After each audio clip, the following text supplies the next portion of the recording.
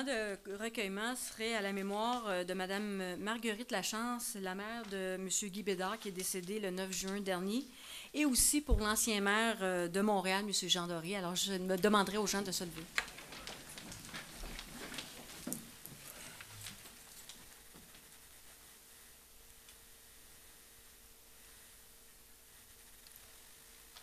Merci.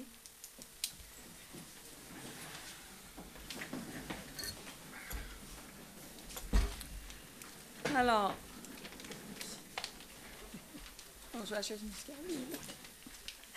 Alors, au point information de la mairesse, alors, à ne pas oublier, fête nationale le 23 et le 24. Le 23, c'est les feux d'artifice dans le Vieux-Belleuil. Et le 24, si tout va bien, si la nature décide de rester comme c'est supposé, il annonce beau. Toutes les activités vont avoir lieu au parc du Petit-Rapide. C'est le parc qui est situé derrière le Maxi. Alors, plusieurs activités familiales. Alors, on souhaite le plus grand nombre de personnes venez fêter avec nous la fête nationale. Aussi, autre point à l'ordre du jour qu'on va parler tantôt, mais je voudrais quand même relancer les gens. Séance de présentation du concept du centre de loisirs qui va avoir lieu le 30 juin prochain à 19h au hall d'exposition du centre culturel. Alors, ceux qui veulent y assister pour voir ce qui a été retenu, vous allez être les bienvenus. Et autre activité culturelle, As au goudron, qui va avoir lieu le 4 juillet prochain dans le Vieux-Belleuil. Alors, c'est les activités que je voulais souligner ou remémorer, même si tout le monde a eu les informations, soit via les médias locaux ou via les Belleuil Info. Pour ce qui est des suivis auprès des citoyens, Monsieur Landry, je crois qu'il est présent. Oui, bonjour Monsieur Landry. Vous aviez des questions par rapport au camp de jour concernant la tarification des camps de jour ainsi que les frais de garderie. En fait, ce qu'on disait, puis ce que je répète d'ailleurs, c'est le coût des camps de jour est différent d'une ville à l'autre parce que nous, notre camp de jour, les frais à toutes les semaines, ça inclut la sortie de la semaine, qui n'est pas tout le temps le cas dans d'autres camps de jour des autres municipalités. On subventionne à 50 % le coût. Alors, la ville participe de l'ordre de 50 % versus les parents. Au niveau, il y avait un article qui avait été publié qui compare les chiffres. C'est un peu biaisé parce que dans certains cas, les sorties n'étaient pas incluses, comme je le disais. Et si on regarde attentivement l'écart avec les autres villes, notre secteur pour le service de garde est seulement de 10 $. En fait, le frais de garde, c'est seulement pour 10 $. Mais par contre, c'est vrai, c'est une offre de service qui est différente de d'autres municipalités. Nous, on offre, c'est des activités qui sont dirigées, planifiées. C'est comme si c'était le camp de jour qui était extensionné. C'est vraiment des moniteurs qui sont présents en dehors des heures du camp de jour pour s'occuper des gens. Ils ont vraiment des activités bien particulières pendant les heures de garderie, si vous voulez. Contrairement aux autres villes, que c'est vraiment les enfants, oui, ont c'est en fait un moment d'attente pour les enfants, le temps que les parents viennent les chercher. Mais nous, c'est vraiment encadré, il y a des activités, puis les moniteurs créent vraiment des activités avec eux tout au long de ces heures d'attente-là pour les enfants. Fait que ça, c'était les informations. Pardon, madame, est-ce que je peux juste demander une clarification? Certainement. Que les frais de garde sont seulement 10 $ par semaine? Oui. Parce que dans l'article qui a été publié, je comprends que vous dites qu'il y a peut-être des erreurs, mais on disait que le coût pour la semaine par enfant était 84 $. Et puis lorsqu'on incluait les frais de garde, ça montait à 135 $. Il y a une différence de 50 $. Et là, vous me dites que les frais de garde sont seulement 10 $ par semaine. C'est ce qu'on a comme information. Si on regarde attentivement l'écart avec les autres villes de notre secteur, c'est l'écart avec les autres villes est de 10 $. Si on regarde attentivement, l'écart avec les autres villes de notre secteur pour le service de garde est seulement de 10 $. Entre les autres municipalités, c'est un écart de 10 $. Ce n'est pas 10 $ de frais de garde, c'est l'écart entre les autres municipalités. Par contre, comme je disais, nous autres, c'est un service où c'est les moniteurs qui sont là qui créent des activités. Ce n'est pas un service de garde où les enfants attendent. C'est une période d'attente où ils attendent les parents, où ils sont... ils arrivent le matin de bonne heure avant que les activités du camp de jour commencent. Ça, c'est différent. Là. Nous, c'est vraiment encadré avec des activités. Est-ce que ça répond à votre questionnement? Je vais vous voir après la rencontre. Parfait. Alors, nous sommes rendus au point 3, implication remarquable de 5 étudiants, Festichot 2015, signature du livre d'art. Alors, le 6 juin dernier, vous le savez, se tenait à Belleuil le premier Festichot, qui est un festival jeunesse qui a été créé par les jeunes et pour les jeunes. Et cette activité-là venait du comité de jeunesse qui avait été lancé l'année passée, où ces jeunes-là de l'an passé nous avaient parlé d'organiser un festival pour les jeunes. Et le centre de loisirs, le service de loisirs a décidé de prendre la balle au bon et de dire oui, on va vous aider à faire ce concept-là, ce service, cette nouvelle activité-là. Alors, 5 étudiants membres du comité organisateur se sont engagés à la réalisation de cet objectif suite à leur participation au conseil municipal jeunesse, comme je le disais, en 2014. 5 étudiants membres du comité organisateur ont fait preuve d'un grand professionnalisme en démontrant, particulièrement durant la tenue de l'événement, un dynamisme et une implication remarquables qui ont grandement contribué au succès de l'événement. Oui, c'est bon d'organiser des activités, mais quand les jeunes prend la balle au bon, puis ils ont organisé l'activité et ils se sont impliqués comme ils l'ont fait le 6 juin. Si on n'aurait pas eu ces jeunes-là, ces 5 jeunes impliqués, le Festichot n'aurait pas été le succès qu'on a eu.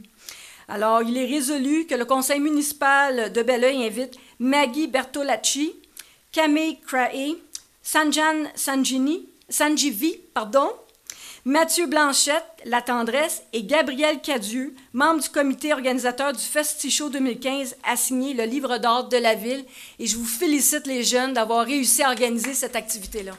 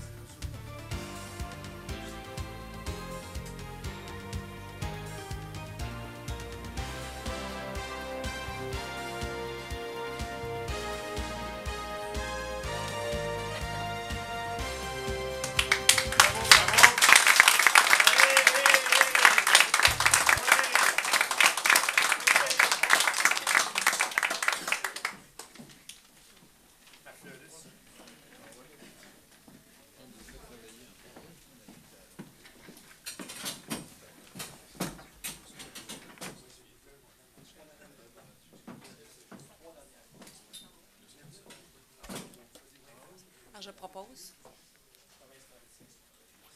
J'appuie. Parfait. Alors, nous sommes rendus au point 4, adoption de l'ordre du jour sans aucun ajout. Alors, je propose l'adoption de l'ordre du jour et la dispense de lecture. J'appuie. Tout le monde est d'accord? Oui.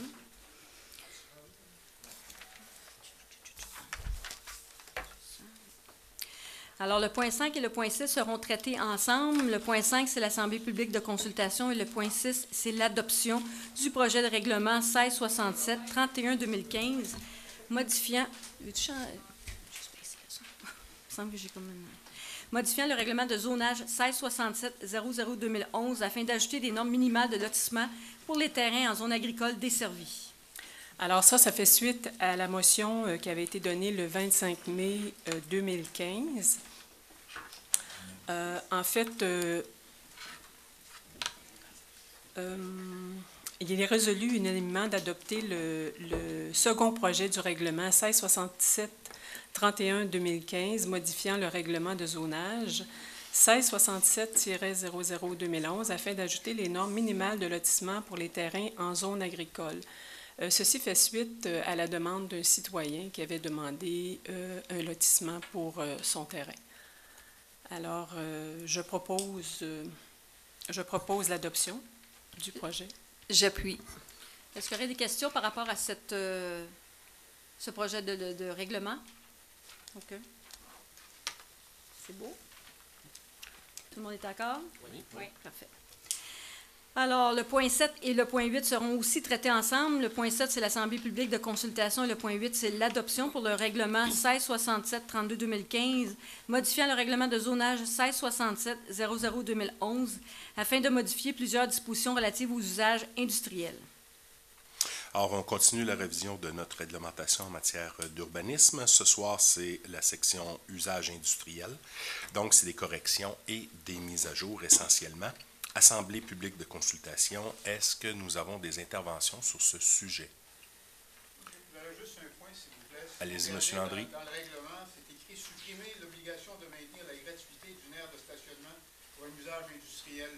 Ça veut dire quoi, juste? Ça veut dire qu'il va y avoir des stationnements payants?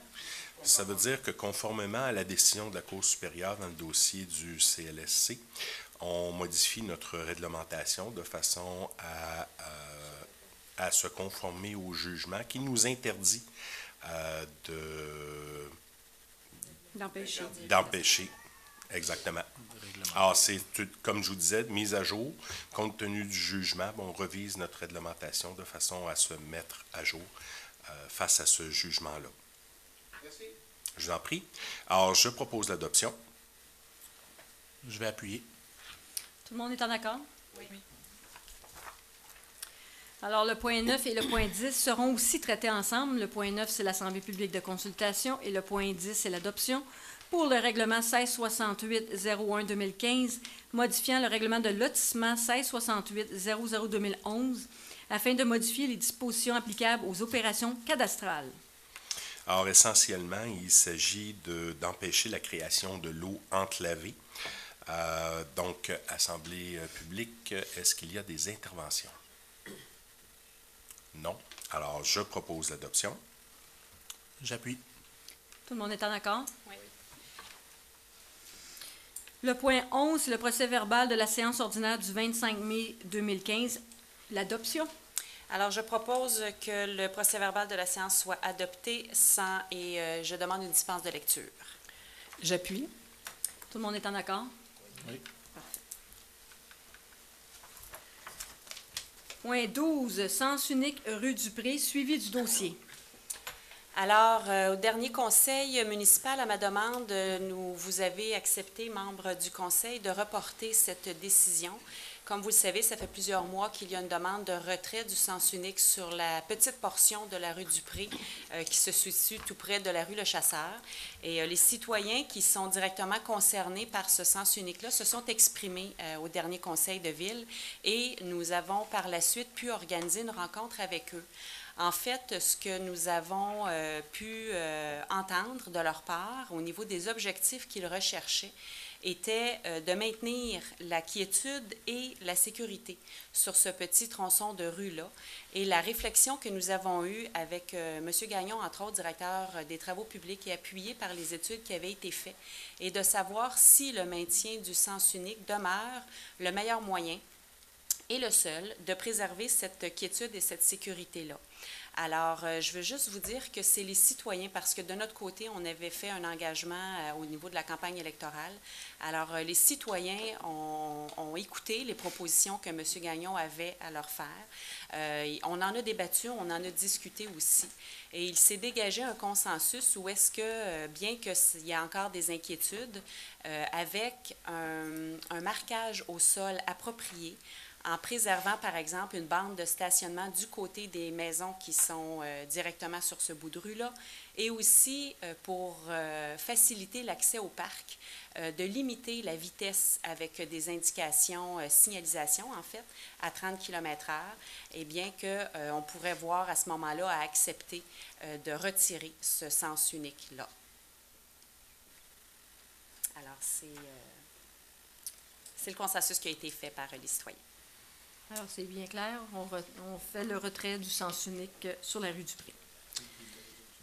Pas besoin. Alors, au point 13, politique de l'arbre, adoption.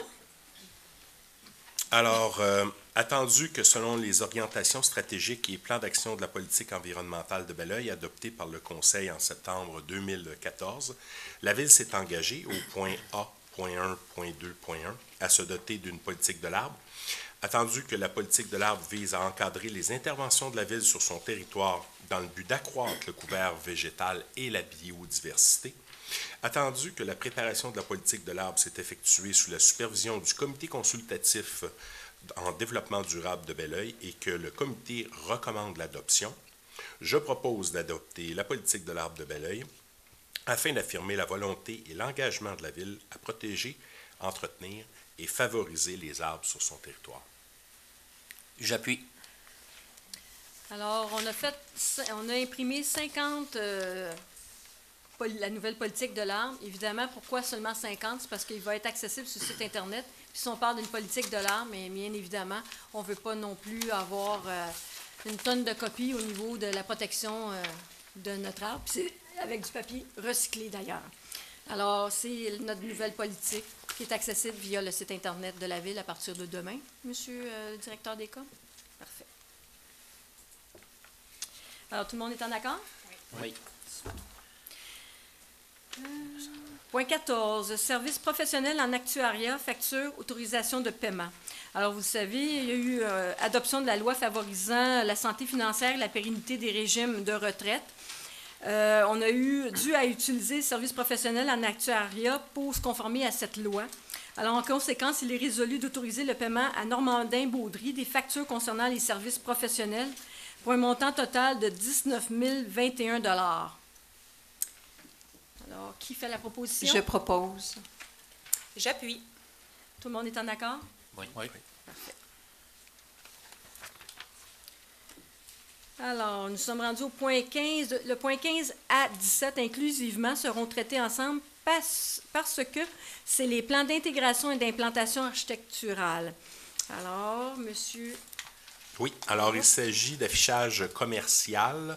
On a eu 3 demandes, 2 sont proposées par le CCU, l'une est refusée et je propose de suivre l'opinion du CCU. Je vais appuyer la motion. Tout le monde est en accord? Au point 18, pavillon d'accueil du Vieux-Belleuil, accréditation en tant que lieu d'information et d'accueil touristique par le ministère du Tourisme et Tourisme Montérégie, demande autorisation. Oui, il est attendu que la Ville de Belleuil désire faire reconnaître le pavillon d'accueil du Vieux-Belleuil en tant que lieu d'information et d'accueil touristique par le ministère du Tourisme et Tourisme Montérégie. Il a été résolu unanimement d'autoriser le dépôt d'une demande d'agrément et d'autorisation d'affichage auprès de Tourisme Québec. Dans ce cas, je propose le projet et Mme Martine Vallière est directrice générale et M. Simon Guillemette, directeur par intérim du service de planification et développement du territoire, sont autorisés à signer tous les documents à cet effet. J'appuie. Tout le monde est en accord? Oui. Nous sommes rendus au point 19, règlement 1156-01-2015, abrogeant le règlement 1156-00-89 relatif au rejet dans les réseaux d'égouts de la municipalité de Belleuil. Avis de motion. Alors, je demande la dispense de lecture et je propose... non, je propose rien du tout, c'est un avis de motion. Donnez votre... Alors, M. Gagnon, c'est bon. Le point 20, c'est le règlement 1277-02-2015, abrogeant le règlement 1277-00-1993, autorisant des personnes à délivrer un constat d'infraction au nom de la Ville de Belleuil. Avis de motion. Alors, avis de motion, dispense de lecture. Vous donnez l'avis de motion? Parfait. Au point 21 et 22 seront traités aussi ensemble. Le point 21, c'est l'adoption, et le point 22, c'est l'avis de motion. C'est pour le règlement 1667-33-2015, modifiant le règlement de zonage 1667-00-2011 afin de modifier plusieurs dispositions du chapitre 4. Alors, à nouveau, c'est la refonte réglementaire en matière d'urbanisme, des mises à jour, des corrections, suggérées par notre département. Donc, il y aura assemblée publique de consultation ici même le 13 juillet à 19h30. Je demande la dispense de lecture et je propose l'adoption. J'appuie. Tout le monde est en accord? Oui. Points 23 et 24 seront aussi traités ensemble. Le point 23, c'est l'adoption et le point 24, c'est l'avis de motion pour le règlement 1667-34-2015, modifiant le règlement de zonage 1667-00-2011 afin de créer la nouvelle zone H441 à même la zone résidentielle H435. Cette demande est faite suite à la demande d'un résident qui voulait se construire un bâtiment annexe. Et on s'est aperçu, il s'est aperçu qu'il ne pouvait pas construire son bâtiment, ce qui est un abri de taux, à cause des marges avant. Il a fait une demande de changement de zonage pour que les gens puissent construire un garage ou un abri de taux dans le même alignement des bâtisses. Il faut dire que sur la rue Rainville, écoutez, il y a quelques bâtiments qui sont très près de la rue. Et c'est ce citoyen-là qui a fait la demande de changement de zonage à ses frais. Et je propose le changement de zonage. J'appuie. Et j'en fais l'avis de motion aussi avec la dispense de lecture. Tout le monde est en accord? Oui. Alors, le point 25 et le point 26 seront aussi traités ensemble. Le point 25, c'est l'adoption. Le point 26, c'est l'avis de motion pour le règlement 1667-35-2015, modifiant le règlement de zonage 1667-00-2011 afin de modifier les dispositions applicables à la protection et la mise en valeur de l'environnement et aux contraintes naturelles et anthropiques. Voilà. Alors, à nouveau, c'est des mises à jour réglementaires. Il y aura assemblée publique de consultation ici même le 13 juillet à 19h30. Je dépose l'avis de motion et je demande la dispense de lecture et je propose l'adoption. J'appuie. Tout le monde est en accord? Oui. Parfait. Le point 27 et 28 seront aussi traités ensemble. Le point 27, c'est l'adoption du règlement et le point 28, c'est l'avis de motion pour le règlement 1670-02-2015, modifiant le règlement 1670-00-2011 sur les permis et certificats. Alors, je propose l'adoption. J'appuie. Il y a un avis de motion, excuse-moi, je me suis trompé de ligne. Donc, il y a un avis de motion et je demande une dispense de lecture. Assemblée publique de consultation. Toujours assemblée comme dans les autres cas, donc le 27 juillet. Le 13 juillet. Le 13 juillet. À 19h30. À 19h30 ici même. Merci. J'appuie la proposition. Tout le monde est en accord? Oui. Le point 29 et 30 seront aussi traités ensemble. Le point 29, c'est la date de consultation Et le point 30, c'est l'emprunt temporaire pour le règlement 1716-00-2015, ordonnant des travaux de prolongement des égouts sanitaires et pluviales sur le boulevard Yvon-le-Renard et décrétant un emprunt de 73 000 à cette fin. Alors, je propose d'adopter ce règlement-là et de vous informer aussi de la date de consultation par voie de registre qui est fixée au 6 juillet 2015. J'appuie l'adoption. Et pour le point 30, en fait, là, on ordonne tout simplement là, les travaux, d'effectuer les emprunts temporaires à une banque ou fiducie ou autre, ordonnant des travaux de prolongement des égouts sanitaires pour un montant de 73 000 à cette fin. Je l'appuie. Et comme on l'avait dit à la dernière séance conseil, c'est un règlement au riverain. Au riverain, effectivement. Alors, tout le monde est en accord? Oui. Oui. Au point 31, le cœur de la montagne, bail de location, renouvellement. Oui, concernant le bail de location du Cœur de la Montagne qui arrive à échéance le 30 juin 2015, depuis le 1er janvier 2014, c'est un loyer de 300 $ par mois qui paie. Et il a été résolu unanimement de procéder au renouvellement du bail du Cœur de la Montagne pour la période du 1er juillet 2015 au 30 juin 2016 aux conditions actuelles. D'autoriser la mairesse ou le maire suppléant ou la greffière à signer tout document à cet effet. C'est dans les mêmes ordres qu'on continue l'allocation pour le Cœur de la Montagne. Je propose ce dossier. J'appuie. Tout le monde est en accord? Oui. C'est bon. Au point 32, 1180 boulevard Yvon-le-Renard, acte de garantie hypothécaire, quittance, autorisation de signature. Je propose. J'appuie. Tout le monde est en accord? Oui. Oui. Au point 33, autorisation des dépenses. Alors, comme on le fait à tous les mois, c'est la liste des dépenses et engagements de fonds pour la période du 22 mai au 18 juin 2015. Alors, il est résolu d'autoriser les dépenses et engagements de fonds pour un montant total de 4 166 031 et 25 sous. Je propose. J'appuie. Tout le monde est en accord? Oui. Oui. Oui. Au point 34, écriture d'amendement au budget et réallocation de fonds pour projets en cours, approbation. Alors, on le fait comme on le fait tous les mois. C'est la demande de réallocation des fonds pour projets en cours pour la période du 13 mai au 9 juin. Alors, en conséquence, il est résolu d'autoriser la réallocation pour un montant total de 525 $, tel que présenté sur la liste jointe en annexe. Je propose. J'appuie. Tout le monde est en accord? Oui.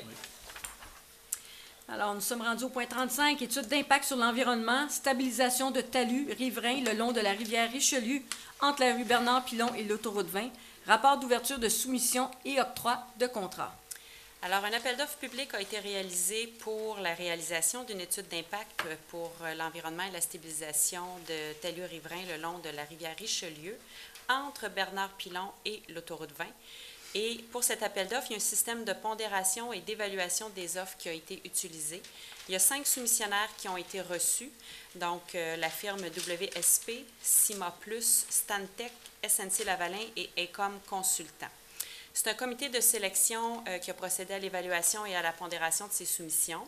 Alors, je propose qu'on octroie le contrat au soumissionnaire conforme qui a obtenu le meilleur pointage, soit la firme Stantec Expert Conseil Limité, pour la réalisation d'une étude d'impact sur l'environnement.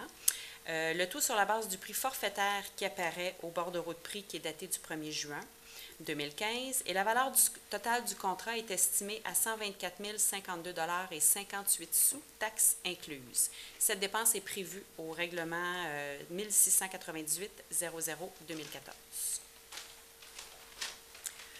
J'appuie. Tout le monde est en accord? Oui.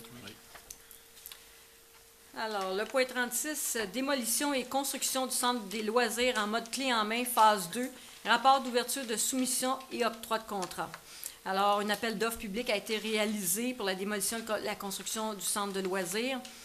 Cet appel d'offres, on a utilisé un système de pondération et d'évaluation des offres. 3 soumissions ont été reçues et le comité de sélection a procédé à l'évaluation de ces 3 soumissions. En conséquence, il est résolu d'octroyer le contrat aux soumissionnaires ayant obtenu le meilleur pointage, soit Consortium Lambda Lanco, pour la valeur totale du contrat de 4 922 497 et 11 sous, taxes incluses. Et aussi d'autoriser le paiement de la compensation financière à la construction Bugère incorporée pour avoir déposé une soumission conforme pour un montant de 21 845 et 25 sous, taxes incluses. Et cette dépense est déjà prévue au règlement 1672-00-2014. Comme je l'avais annoncé au début de la séance, on convient qu'il y a une présentation du concept qui va avoir lieu le 30 juin, je le répète, à 19h au hall d'exposition du Centre de loisirs, et tous les citoyens sont les bienvenus à venir voir le nouveau concept. On en est très fiers. Alors, qui propose? Je propose. J'appuie. Parfait. Vous devriez recevoir cette invitation, d'ailleurs, par la poste. Tout le monde est en accord? Oui. Au point 37, engagement municipal auprès du ministère du Développement durable, de l'Environnement et de la lutte contre les changements climatiques, le MDD-ELCC, plan de gestion des débordements. Oui, je propose, attendu que depuis le 1er avril 2014, aucun projet d'extension de réseau d'égouts susceptible de faire augmenter la fréquence des débordements d'égouts unitaires, domestiques ou pseudo-domestiques n'est autorisé sans que le requérant ait prévu des mesures compensatoires. Ces mesures compensatoires, c'est le premier, c'est retirer minimalement du réseau d'égouts les débits équivalents aux projets de développement ou de redéveloppement prévus sur le territoire municipal. Le deuxième, c'est contrôler les débits de pointe en temps de pluie de façon à ne pas augmenter la fréquence des débordements dans un ouvrage de subverse. Le troisième, c'est augmenter la capacité d'interception dans le réseau d'égouts ou la capacité de traitement de la station d'épuration ou les deux. Il est résolu unanimement de mandater l'ingénieur de la Ville à réaliser un plan de gestion des débordements afin de déterminer d'ici le 31 décembre 2017 les mesures compensatoires appropriées devant être réalisées sur le réseau de la Ville de Belleuil le ou avant le 31 décembre 2019. Je propose. J'appuie. Tout le monde est en accord? Oui. Au point 38, programme d'aide à l'amélioration du réseau routier municipal 2015-2016, demande de subvention, autorisation. Oui. Chaque année, dans le fond, le gouvernement du Québec met à la disposition des villes, des municipalités, un programme de subvention pour l'amélioration du réseau routier. Bien sûr, toutes les villes en ont besoin. Alors, la Ville de Belleuil projette des travaux d'amélioration du réseau routier. Je propose d'autoriser le dépôt d'une demande d'aide financière dans le cadre du programme d'aide à l'amélioration du réseau routier municipal 2015-2016 et d'autoriser la directrice du service du génie à signer tout document à cet effet. J'appuie. Tout le monde est en accord? Oui. Au point 39, travaux de réfection de bordures et de trottoirs à divers endroits, rapport d'ouverture de soumission et octroi de contrat.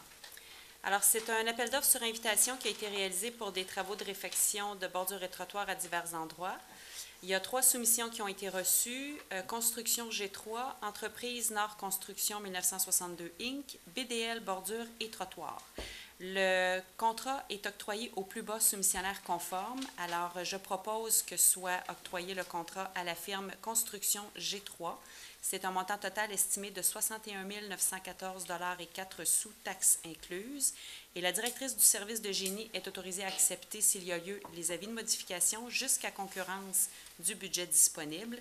Évidemment que s'il y a des modifications, doivent être approuvées en conformité avec le règlement déléguant à certains employés le pouvoir d'autoriser ces dépenses-là. J'appuie. Tout le monde est en accord? Oui. Au point 40, Club de VTT Coureurs des Bois Incorporés, nouveau tronçon et nouvelle traverse de véhicules tout-terrain, VTT, entente, autorisation de signature.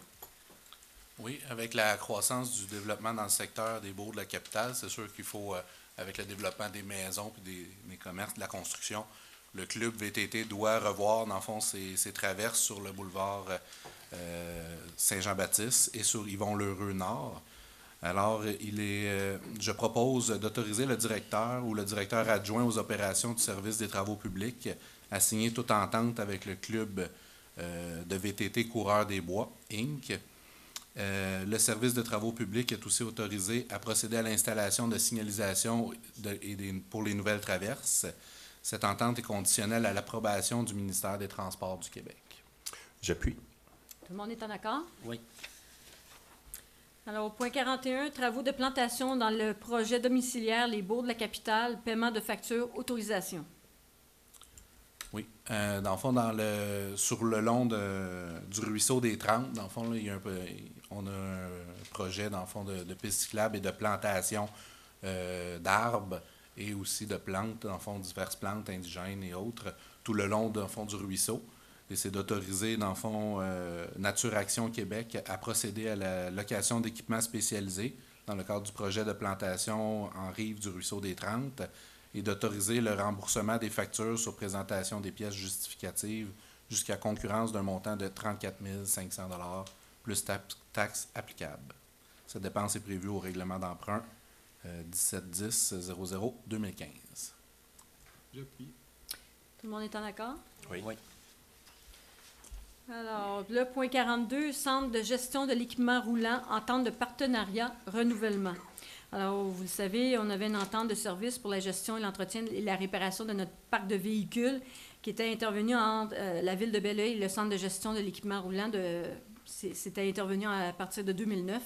La dite entente avait une durée de 5 ans et elle prend fin le 1er juillet 2014. Elle a pris fin le 1er juillet 2014.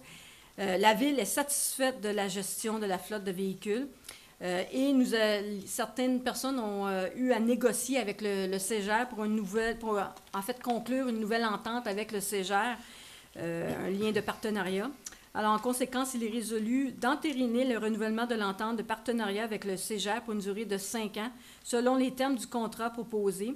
La valeur annuelle du contrat estimée pour 2015-2016 de 913 547,58 sous. 2016 à 2017, 1 088 108,94. 2017-2018, 1 108 519,41. 2018 à 2019, 1 129 324,57. Et la dernière année, 2019 à 2020, 1 150 532,18 sous. Et d'autoriser la directrice générale et le directeur ou le directeur adjoint aux opérations du service des travaux publics à signer tout document administratif respectant le cadre de l'entente.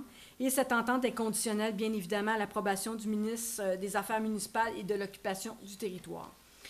Alors, nous avons on avait mandaté des gens à l'intérieur, au niveau de l'administration, pour revoir ce qui était le CEGER, le contexte entre reprendre possession de la flotte ou que le CEGER conserve le fonctionnement.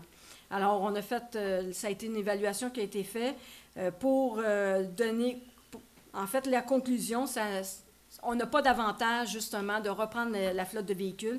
Premièrement, c'est parce que la possibilité de remplacement lors d'un bris, c'est important.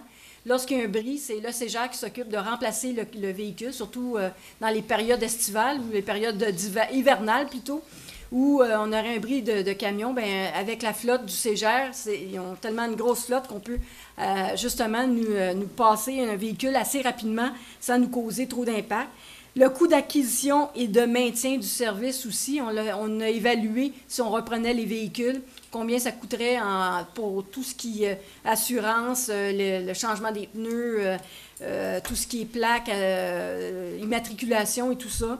Et pour nous, il y a un impact financier important si on reprend possession de nos véhicules.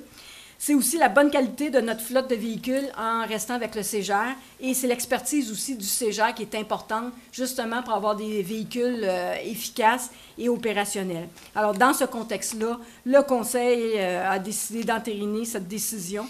Alors, est-ce qu'il y aurait un proposeur pour cette entente? Oui, je propose l'adoption. J'appuie. Tout le monde est en accord? Oui. Parfait. Au point 43, développement des collections, aide financière, ministère de la Culture et des Communications du Québec, MCCQ, demande. Alors, c'est un programme appel de projet en développement des collections du ministère de la Culture et des Communications du Québec. Attendu que la Ville souhaite bénéficier de ce programme de subvention, et nous demandons d'autoriser le dépôt d'une demande d'aide financière au MCCQ dans le cadre de ce programme-là par la directrice du service de la bibliothèque ou par la directrice générale qui sont autorisés à signer tous les documents à cet effet. Et la directrice du service de la bibliothèque est désignée à titre de mandataire dans la convention à intervenir entre la Ville de Belleuil et le MCCQ. Il y a juste 2 C, hein? MCCQ. Alors, c'est une demande de subvention qui revient, ça fait quelques années là, qu'on demande et qu'on reçoit. Le montant est déterminé en fonction de la population et de la richesse foncière. Et la Ville aussi, donc la bibliothèque, doit s'engager à contribuer pour un certain montant. Là, on estime à 50 941 l'achat de livres. Donc, il y a des libellés où ce sont une partie des livres numériques, d'autres des livres aussi, mais qui sont d'auteurs québécois. Et à ce niveau-là, mais la subvention gouvernementale peut aller jusqu'à 50 là, c'est-à-dire à l'équivalent du montant que la Ville contribue. Alors, je propose d'adopter faire cette demande. J'appuie. Tout le monde est en accord? Oui. Oui. Au point 44, politique de reconnaissance et de soutien aux organisations, accréditation d'organismes. Oui, attendu que la Ville de Belleuil s'est dotée en 2013 d'une politique de reconnaissance et de soutien aux organisations. En vertu de cette politique, tous les organismes devaient se soumettre à une demande d'accréditation afin de bénéficier des services offerts par la Ville. Il a été résolu unanimement d'approuver la liste des organismes reconnus tels que soumise par le Service des loisirs, de la culture et de la vie communautaire en date du 1er juin 2015, et la reconnaissance de ces organismes est en vigueur pour une durée de 2 ans, soit jusqu'au 30 juin 2017. Je propose. J'appuie. Tout le monde est en accord? Oui. Au point 45, programme de soutien aux installations sportives et récréatives, phase 3. Demande d'aide financière pour le projet du centre aquatique de Belleuil. Autorisation de dépôt. Attendu que la Ville de Belleuil travaille actuellement sur un projet de construction d'un centre aquatique sur son territoire. La portée régionale de ce projet, que le ministère de l'Éducation et de l'Enseignement supérieur et de la Recherche invite les organismes municipaux à soumettre leurs projets dans le cadre du programme de soutien aux installations sportives et récréatives phase 3. Il a été résolu unanimement d'autoriser le dépôt d'une demande de subvention au ministère de l'Éducation et de l'Enseignement supérieur et de la Recherche dans le cadre du programme de soutien aux installations sportives et récréatives phase 3 pour la construction d'un centre aquatique à Belleuil. La Ville de Belleuil s'engage à payer sa part des coûts admissibles et des coûts d'exploitation du projet. Le directeur du service des loisirs, de la culture et de la vie communautaire est autorisé à signer tout document à cet effet. Je propose. J'appuie. Tout le monde est en accord? Oui. Et on la souhaite. Oui. Au point 46, correspondance et documents déposés. Le premier, c'est la liste des employés temporaires et étudiants. Le deuxième, c'est le service de planification et développement du territoire à part des permis et certificats de construction pour mai 2015. Alors, 52 nouveaux permis en mai pour un total annuel de 185. Au niveau de la valeur de ces permis-là, 2 012 664 pour un total annuel de 9 272 522. Au niveau des certificats, 67 nouveaux certificats pour un total de 125. Et au niveau de la valeur, 313 156 pour un total de 797 309. Merci, M. Gagnon. Alors, le dernier document, c'est Fondation rue principale, prix d'excellence, document de mise en candidature. Et bien évidemment, c'est une démarche qu'on souhaite encore procéder pour le colloque de Fondation rue principale qui va avoir lieu en septembre prochain. Alors, vous avez le document qui va être disponible sur le site Internet de la Ville, Monsieur le directeur. Merci. Au point 47, activités de financement d'organismes à but non lucratif, participation et subventions.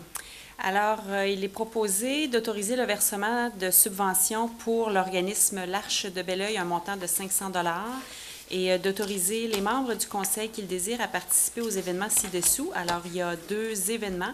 Il y a la Fondation rue principale, c'est le colloque annuel, donc d'1 journée. Alors, il y a 2 inscriptions à 295 $ chacune. Et la FQM, qui est la Fédération québécoise des municipalités, c'est le congrès annuel qui a lieu le 24, 25 et 26 septembre. Donc, c'est 2 inscriptions à 695 $ chacune. Je propose. J'appuie. Tout le monde est en accord? Oui. Oui. C'est bon. Alors, aucun point au varia. Nous serions rendus à la période de questions.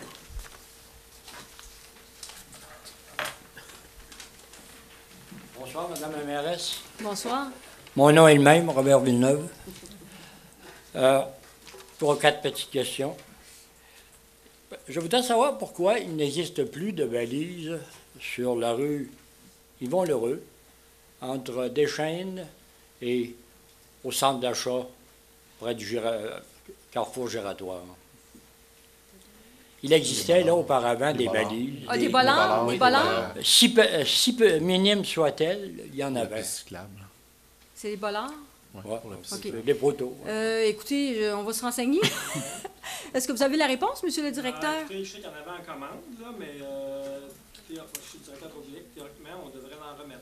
C'est une question de délai. On va en remettre. C'est très apprécié. Il faut être espacé, mais c'est prévu d'en remettre. C'est très apprécié parce que dans l'intervalle, j'utilise beaucoup mon rétroviseur. Il ne sera jamais trop tard avant qu'un accident n'arrive dans ce secteur-là. On circule là vite pour arriver à l'autre bout. Également sur la rue Larose, je crois qu'il y en avait aussi. C'est la même chose, on attend les nouveaux bollards. Ouais, c'est la même chose, on attend les nouveaux. Dès qu'ils vont entrer, on va pouvoir les installer. Merci. La demande avait déjà été faite pour la rue Larose. On a inscrit le logo vélo sur des différentes pistes cyclables aux extrémités. Puisque c'est fait dans le but d'informer les gens, il s'agit là d'une piste cyclable, et que parfois, dans certains cas, les tronçons sont pas mal longs. Et je constate qu'il n'y en a même pas au centre. Est-ce qu'il y a une question d'économie à savoir qu'on en met seulement aux extrémités? Ou c'est une règle quelconque qui existe quelque part? Non, même au départ, c'est même nouveau qu'on met ces oui, c'est déjà apprécié. Voilà, fait que c'est... écoutez, demandez et on verra, vous recevrez peut-être. Mais c'est une première fois, puis on va pouvoir les inclure. C'est une question de coût aussi. Malheureusement, c'est pas donné. C'est assez dispendieux. Alors? C'est ça qu'on en met au moins aux entrées, au moins pour signifier aux gens quand ils prennent un tronçon qu'on est en cyclable. Ouais. Parce qu'elles sont de plus en plus utilisées. Oui. Il y a les vélos, il y a les mères qui circulent avec leurs enfants dans les voiturettes, etc. Il a été question, encore une fois, du sens unique sur la rue Dupré. Je ne reviens pas là-dessus. Seulement souligner, en ce qui concerne celui de la rue Boulay, je ne veux pas m'étendre non plus là-dessus. Est-ce qu'il y a déjà eu des représentations des citoyens dans ce secteur-là sur l'opportunité d'avoir ce sens unique qui comporte, pour avoir bien compté, 7 propriétés? Y a-t-il eu des représentations où tous les gens dans le coin sont bien satisfaits de ce qui existe actuellement? Alors les gens continuent à les passer sur Pigeon pour revenir, mais en tout cas, si je n'oserais plus je vais laisser y mettre mon nez. Je vais vous laisser, monsieur le conseiller du district, répondre à cette question, monsieur Bédard. Il n'y a pas eu de représentation spécifiquement, sauf en dehors de la campagne électorale 2013 novembre, où les citoyens, quand on faisait le porte-à-porte, habitant dans les secteurs comprenant Dupré et l'Aréna, se plaignaient dans certains cas de l'existence du sens unique, comme étant un grief là, ou une entrave là, à leur direction un petit peu plus rapide là, en 2 points, mais c'est à ce moment-là que ça a été fait, mais pas par la suite. C'est assez étrange dans ce point-là, juste 7 passagers. Il y a une grande rue Boulay. C'est une intersection Boulay et Brodeur ou Bernard? Bernard. C'est assez étrange. Je ne crois pas que je vous revoie là-dessus prochainement. C'est tout, je vous remercie. Merci, M. Villeneuve. Bonne soirée. Alors, autre question ou demande d'information? On va mettre fin à la réunion. C'est l'été. C'est l'été, bravo. Alors, clôture, qui propose la levée de l'Assemblée? Je propose. Qui appuie? J'appuie. Bien, merci. Alors, on se voit probablement pendant la fête des nationales. On est tous d'accord. On est tous d'accord.